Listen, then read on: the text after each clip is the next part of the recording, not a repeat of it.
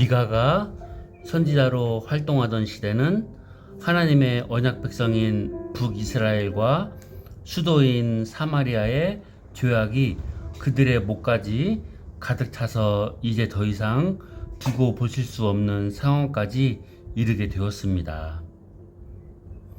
다시 말하면 더 이상 회개할 수 있는 기회가 없게 되어서 하나님의 심판을 받아야만 하는 상황이 된 것입니다. 하나님의 은혜를 따라서 살아야 하는 언약 백성들이 하나님의 심판을 피할 수 없게 되는 상황까지 이르게 된 것입니다.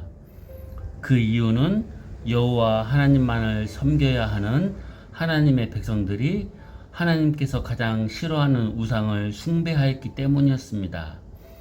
하나님의 말씀에 순종하여서 하나님의 말씀이 그들의 인격과 삶 속에서 역사하고 있지 않았기 때문이었습니다.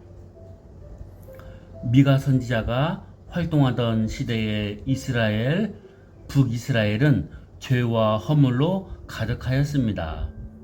왕과 지도자들이 살고 있고 종교와 정치 그리고 경제와 문화의 중심인 수도 사마리아가 우상 숭배의 소굴이 되었습니다.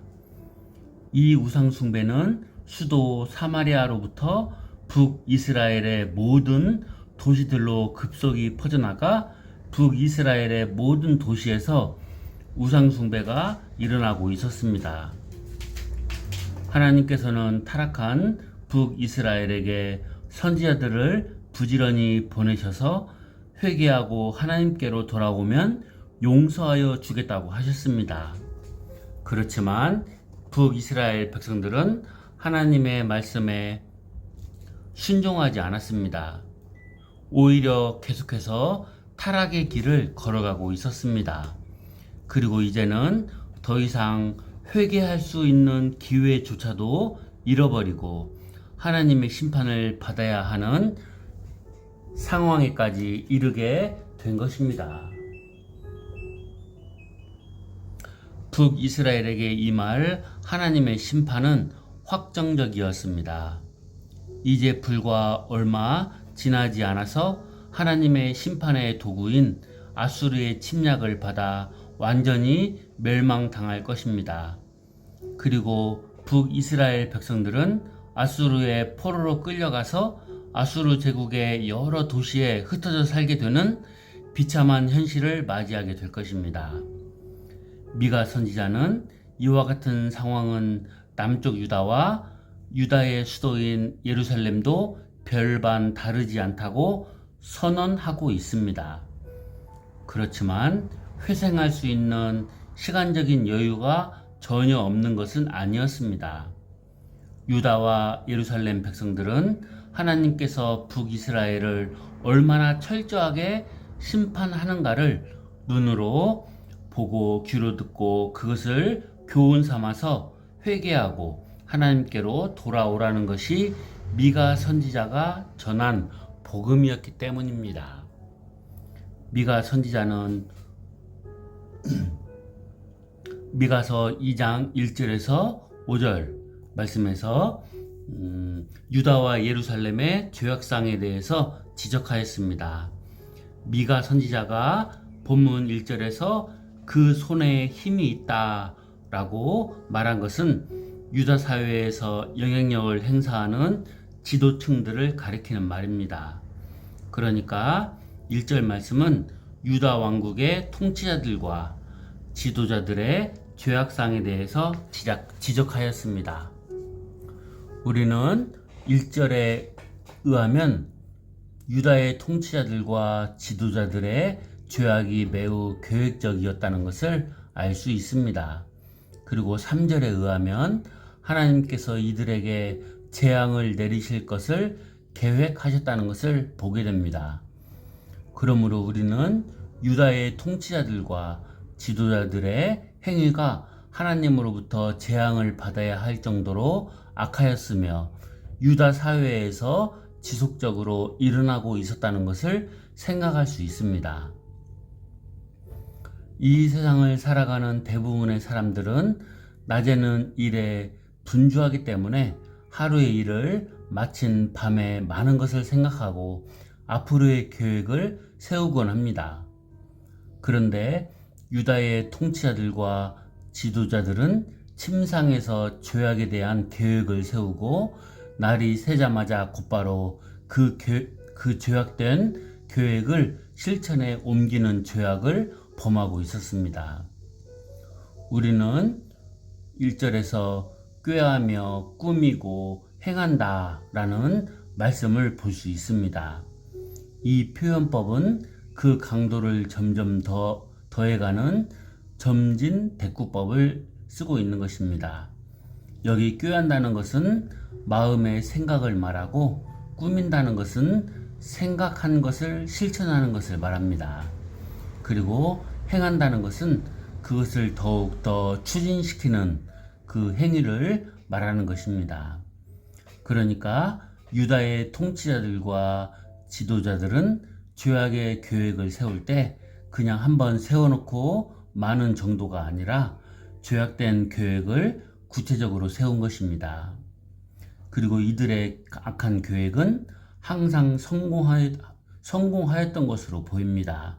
그래서 유다의 통치자들과 지도자들은 계속해서 죄악을 쌓아갔습니다. 그리고 이제는 그들의 죄악이 목까지 가득 차서 하나님께서 그들에게 재앙을 내리실 것을 계획하실 정도가 된 것입니다. 더 이상 회개하고 용서받을 수 있는 기회를 잃어버린 상태에까지 이르게 된 것입니다.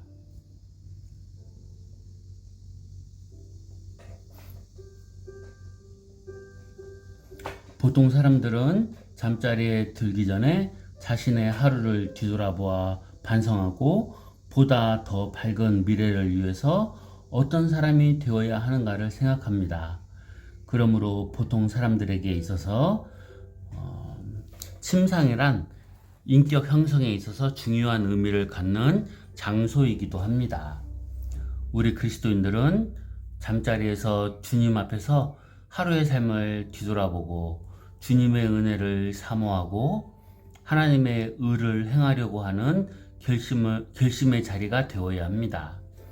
우리의 침상이 이런 자리가 되어야 그 다음날 새로운 날을 주님과 함께 즐겁게 시작할 수가 있는 것입니다. 그런데 유다의 통치자들과 지도자들은 그렇지 않았습니다. 침상에서 잠을 자지 않고 어떻게 하면 자기의 욕심을 채울 수 있을 것인가 하는 일에 몰두하였습니다. 2절에 의하면 그들은 백성들의 집과 밭들을 탐하여 불의한 방법으로 그것들을 빼앗아 자신들의 부를 축적하였습니다. 그들은 백성들의 집과 산업을 강탈하였습니다. 유다의 통치자들과 지도자들은 이웃들에게 악을 행한 것입니다. 주님께서 말씀하신 신앙의 대강령은 첫째는 여호와 하나님을 사랑하는 것이고 둘째는 이웃을 내 몸같이 사랑하는 것입니다. 모든 율법의 가르침을 종합하면 바로 이 두 가지가 요약됩니다. 그러나 하나님께서 유다의 통치자들과 지도자들을 향하여 그 손에 힘이 있으므로 그것을 행하는 자는 화 있을진저라고 말씀하신 것을 보면 이들은 하나님을 두려워하거나 하나님을 의지하는 대신에 자신의 힘을 믿고 백성들과 그들의 재산을 강탈하였습니다. 유대의 통치자들과 지도자들은 하나님을 두려워하지 않고 오히려 하나님을 대항한 것입니다. 하나님의 신실한 백성이라면 어떻게 감히 이런 일들을 행할 수 있겠습니까? 그렇게 하고 싶어도 할 수가 없는 것입니다. 우리 안에 성령님께서 계시고 성령님께서 우리 마음에 역사하고 계시는데 어떻게 이런 죄악을 계획하고 계획한 것을 실천하여서 죄악을 쌓아갈 수 있겠습니까? 우리에게 권력이나 은사가 주어졌다면 그 권력이나 은사는 여호와 하나님으로부터 나온 것입니다. 여호와 하나님은 이 세상의 모든 권력을 주시고 권력자들을 세우시고 패하시는 분이십니다. 그렇게 하셔서 당신의 뜻을 하나도 남김없이 이루어 가시는 분이십니다. 그러므로 하나님의 신실한 백성이라면 권력이나 은사를 나를 위하여 사용하거나 남용하지 않고 하나님의 나라와 하나님의 영광을 위하여 사용하는 것입니다. 그런데 유다의 통치자들과 지도자들은 그렇게 하지 않았습니다. 그들은 자신들의 권력과 능력만을 믿을 뿐만 아니라 그 어느 누구도 심지어 하나님조차도 두려워하지 않았습니다. 그리고 유다의 백성들을 괴롭히고 불의한 방법으로 토지와 재산을 빼앗는 죄악을 자행했습니다. 토지나 재산은 하나님의 언약과 모세의 율법에 의하면 각 사람과 각 지파에게 보장된 권리였습니다. 그러므로 그 권리를 빼앗는 행위는 하나님의 언약과 율법을 거부하는 행위입니다. 다시 말하면 하나님의 말씀을 거역하는 불순종의 행위라는 말입니다. 하나님께서는 출애굽한 이스라엘 백성들이 가나안 땅에 들어가서 차지할 땅을 각 지파별로 분배해 주셨습니다. 그리고 레위기서 25장 23절에 의하면 땅을 팔아서 다른 사람의 소유가 영원히 되지 못하게 하였습니다. 그리고 또 레위기서 25장 24절에서 28절에 의하면 혹시 생활이 너무 궁핍하여서 땅을 팔았을 때에는 가장 가까운 친척이 그 땅을 사줘야 했습니다. 만일 토지를 판 사람과 가까운 친척들이 다시 살 수 있는 능력이 되지 못할 때에는 희년, 즉 50년이 되는 해가 되었을 때에는 처음 소유자에게 돌려주도록 하셨습니다.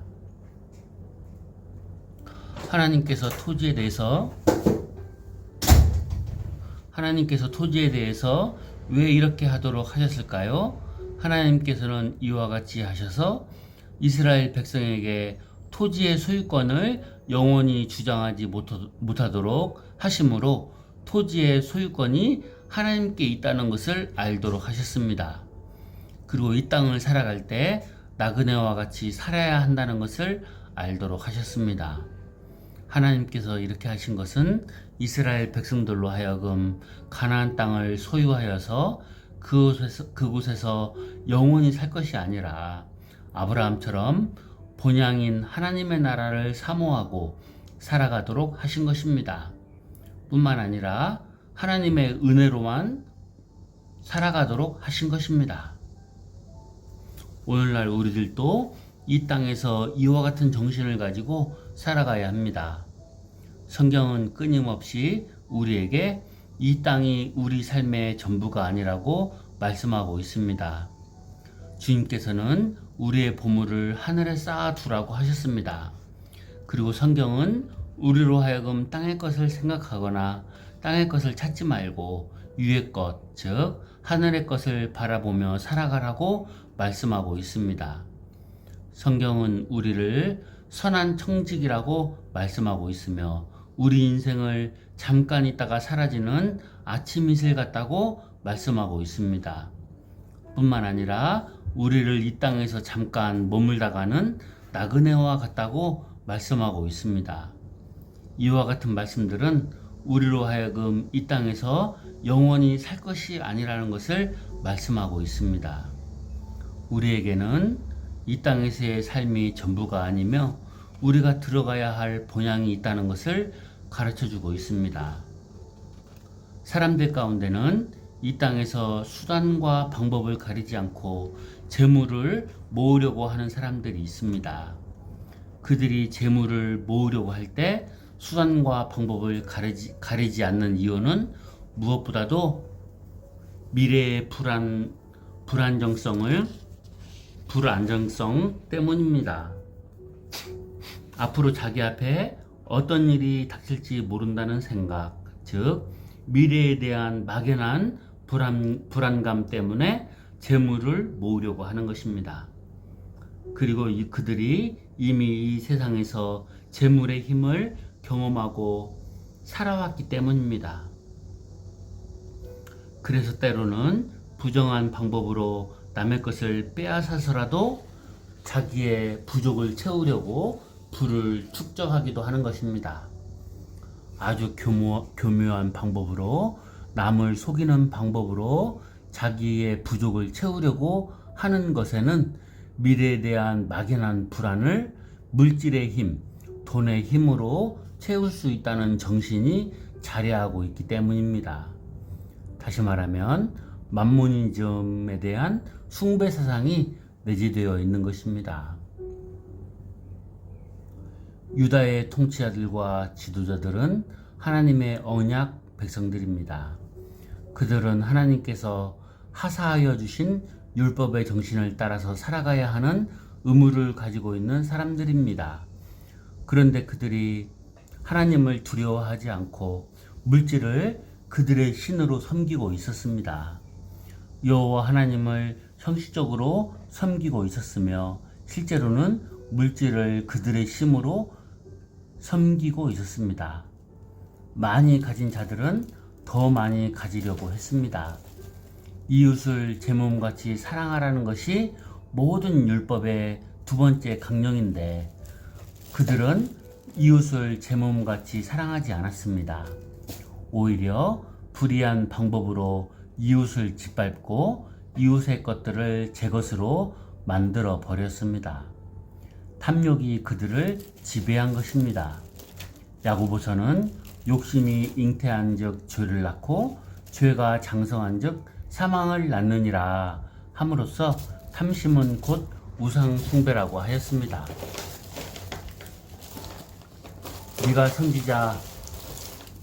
미가 선지자 당시에는 하나님의 나라인 유다 백성들에게 이 배금주의가 팽배해 있었습니다. 그들은 형식적으로는 여호와 하나님을 부르고 있었으며 성전 예배에서는 넘칠 정도로 많은 제물을 드리고 있었습니다. 그러나 그들의 마음은 이미 하나님으로부터 떠나 있었고 배금주의로 가득 차 있었습니다. 미가 선지자와 거의 동시대에 활동하였던 이사야 선지자는 이사야서 1장 11절에서 14절 말씀에서 하나님께서는 형식적인 제사에 대해 가증히 여기신다고 하셨습니다. 제사를 드리려고 나오는 사람들은 하나님의 마당만 밟을 뿐이고 성회와 더불어 악을 행하는 것에 대해서는 견디지 못하겠다고 하셨습니다. 왜냐하면 이스라엘 백성들은 형식적으로 제사를 드렸으며 성전 예배에 제물을 드리는 것에 있어서는 넘쳐났지만 실제 삶 속에서는 악을 행하고 있었기 때문이었습니다. 이사야 선지자는 1장 16절 17절에서 너희는 스스로 씻으며 스스로 깨끗하게 하여 내 목전에서 너희 악한 행실을 버리며 악행을 그치고 선행을 배우며 정의를 구하며 학대받는 자를 도와주며 고아를 위하여 신원하며 과부를 위하여 변호하라고 말하고 있습니다. 그리고 1장 21절에서 23절에서는 신실하던 성읍이 어찌하여 창기가 되었는고 정의가 거기 충만하였고 공의가 그 가운데 거하였더니 이제는 살인자들 뿐이로다. 내 은은 찌꺼기가 되었고 내 포도주에는 물이 섞였도다. 내 고관들은 패역하여 도둑과 짝짝하며 다 뇌물을 사랑하며 예물을 구하며 고아를 위하여 신원하지 아니하며 과부의 송사를 수리하지 아니하는도다 라고 책망하셨습니다. 이것이 이사야 선지자 당시 유다의 통치자들과 지도자들이 행했던 죄악들입니다.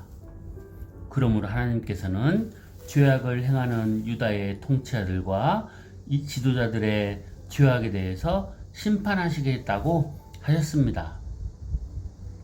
미가서 본문 3절에서도 내가 이 족속에게 재앙을 계획하였다 라고 하셨습니다. 가난한 자와 무죄한 자를 괴롭히고 학대하는 자들을 하나님께서는 그냥 두고 보시지 않으시고 반드시 심판하시겠다고 하셨습니다. 더욱이 하나님의 백성들 사이에서 이와 같은 죄악이 행해지고 있다는 것은 더욱더 하나님의 진노를 받아야 할 일이었습니다. 유다의 통치자들과 지도자들이 하나님의 백성으로서 지켜야 할 하나님의 언약과 율법을 지속적으로 어겼기 때문에 하나님께서 심판하기로 결정하신 것은 당연한 것이었습니다. 시편 94편 20절에 율례를 빙자하고 재난을 꾸미는 악한 재판장이 어찌 주와 어울리까 라는 말씀이 있듯이 의로우신 하나님께서는 언약의 말씀에 순종하지 않고 사랑해야 할 형제 자매들을 괴롭히고 학대하는 자들과는 함께 하실 수가 없는 것입니다. 그것뿐만 아니라 그들의 행위에 대해서도 그냥 지나칠 수가 없는 것입니다. 3절에 의하면 하나님께서는 백성들의 밭과 집을 탐하여 빼앗고 차지한 자들과 강탈하는 자들을 향하여 재앙을 내리실 것을 말씀하시면서 그들을 이 족속이라고 하셨습니다. 이 족속이라는 말은 내 족속이란 말과 전혀 다른 말입니다. 하나님께서는 유다 백성들을 부르실 때 항상 내 백성이라고 부르셨습니다. 그런데 본문에서는 이 족속이라고 불렀습니다. 이 족속이란 하나님의 심판과 책망을 선포할 때 사용되던 말입니다. 하나님께서는 유다의 심판을 예언하시면서 너희의 목이 이에서 벗어나지 못할 것이다 라고 하셨습니다. 이 말씀의 의미는 유다가 하나님의 심판을 받아서 당시 강대국인 아수르에 의해 멸망당할 것이며 율법을 떠나 곧 하나님의 말씀을 떠나 자기 백성들을 괴롭히고 학대하는 자들이 개처럼 포로가 되어서 끌려가게 될 것이라는 것입니다. 미가 선지자는 가난한 자기 백성들을 괴롭히고 학대하는 죄악을 서슴지 않고 범하는 자들에게 그들의 죄악은 자신들의 목을 조이는 멍에와 같아서 아무리 벗어나려고 해도 벗어날 수 없으며 그들은 속박과 환난을 당하고 포로로 끌려갈 것이라고 예언하였습니다.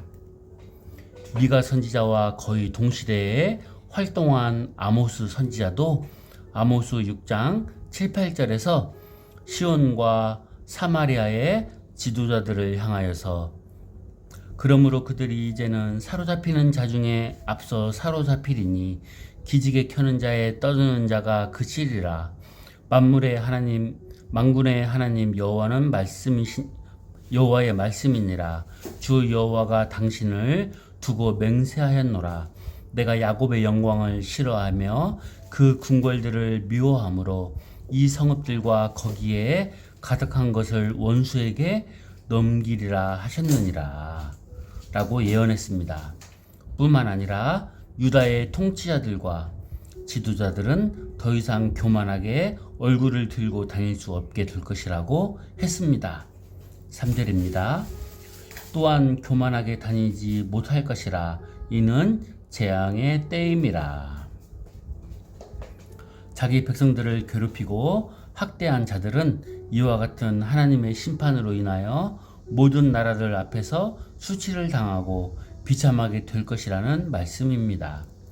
미가 선지자는 본문 4절에서 계속해서 그때 너희를 조롱하는 시를 지으며 슬픈 노래를 불러 이르기를 우리가 온전히 망하게 되었도다 라고 해서 자기 백성들을 괴롭히고 학대한 자들은 슬픈 노래를 부르게 될 것이라고 했습니다.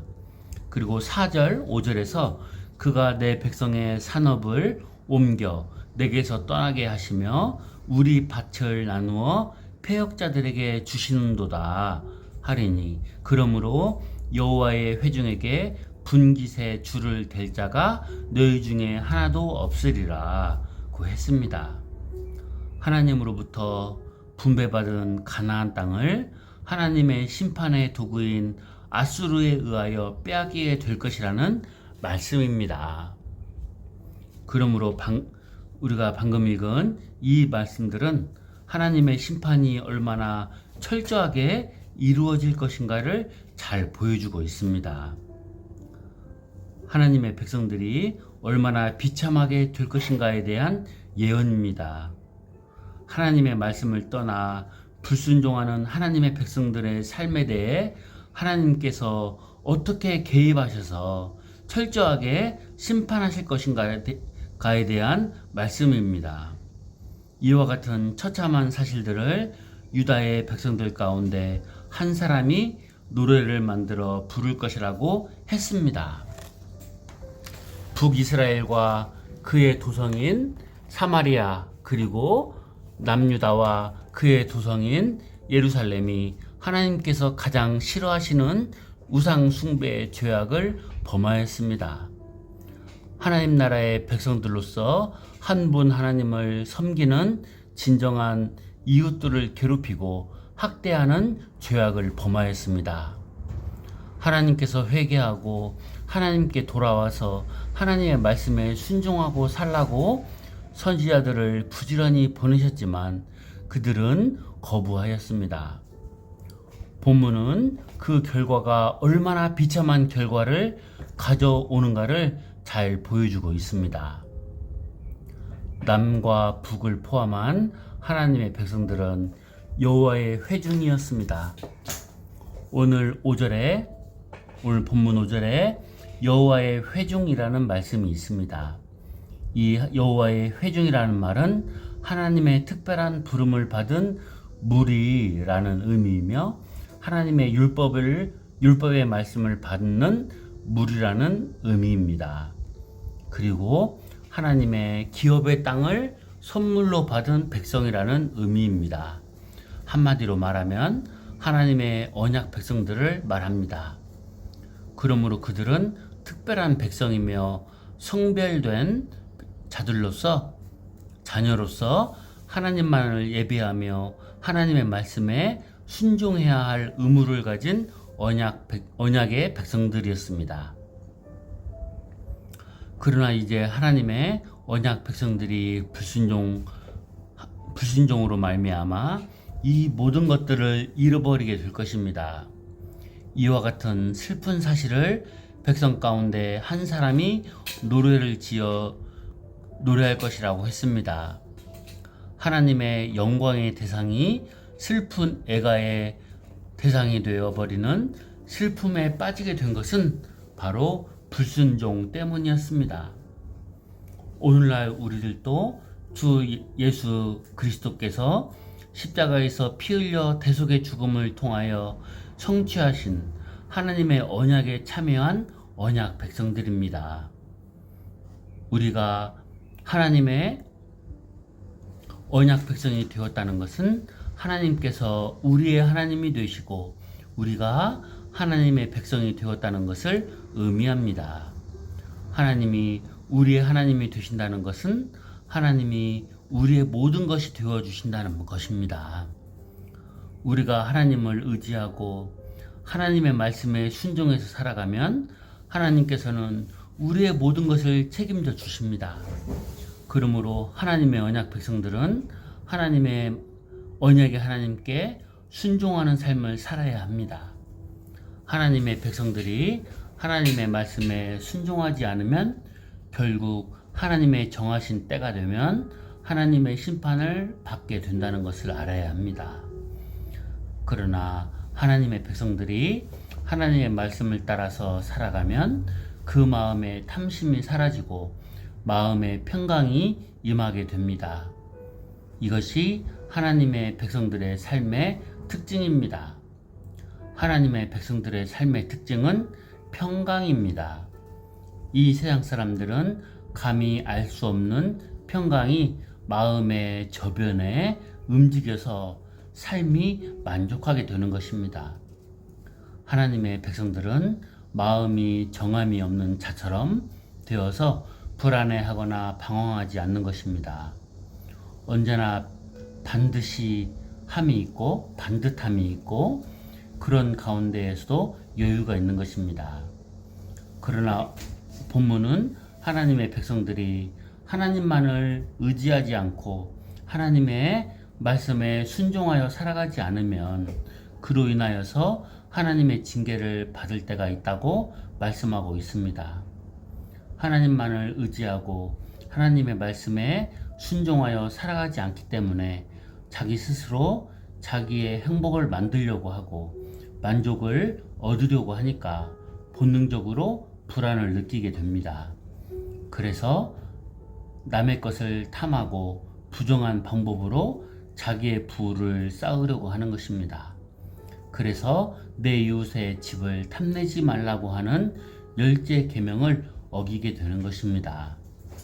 그리고 그것을 고치지 않고 살아가다가 하나님의 징계를 받아 하나님을 모르는 사람들 앞에서 수치를 당하게 된다는 것을 오늘 본문은 우리에게 경고하고 있습니다. 기억하시기 바랍니다. 탐욕은 우상숭배로서 죄입니다. 하나님 나라의 백성들의 자산은 바로 여호와 하나님을 바로 아는 것입니다. 그러므로 하나님의 백성들은 자기의 욕심을 채우는데 삶의 목적을 둘 것이 아니라 여호와 하나님을 알아가는데 삶의 목적을 두어야 합니다. 미가 선지자와 같은 시대에 활동하였던 호세아 선지자는 호세아 4장 6절에서 하나님의 백성들이 하나님을 아는 지식이 없어서 망한다고 했습니다. 그리고 하나님의 백성들이 율법을 잊었기 때문에 하나님도 기억하지 않으시겠다고 하셨습니다. 하나님의 백성들의 제사는 하나님을 바로 아는 것입니다. 곧 하나님과 교제하고 하나님과 동행하며 하나님을 경험하고 살아가는 것입니다. 하나님을 바로 알고 그분의 말씀에 순종해서 살아갈 때 우리가 하나님의 언약 백성으로서 살아가는 것입니다. 그리고 우리가 하나님의 언약에 충실해서 살아가면 하나님은 우리의 하나님이 되어 주셔서 우리의 모든 것을 책임져 주시고 우리를 선히 인도해 주셔서 우리의 삶에 진정한 평화, 진정한 평강을 주시는 것입니다. 그것을 믿으시며 오늘 하루를 살아가시길 바랍니다. 감사합니다.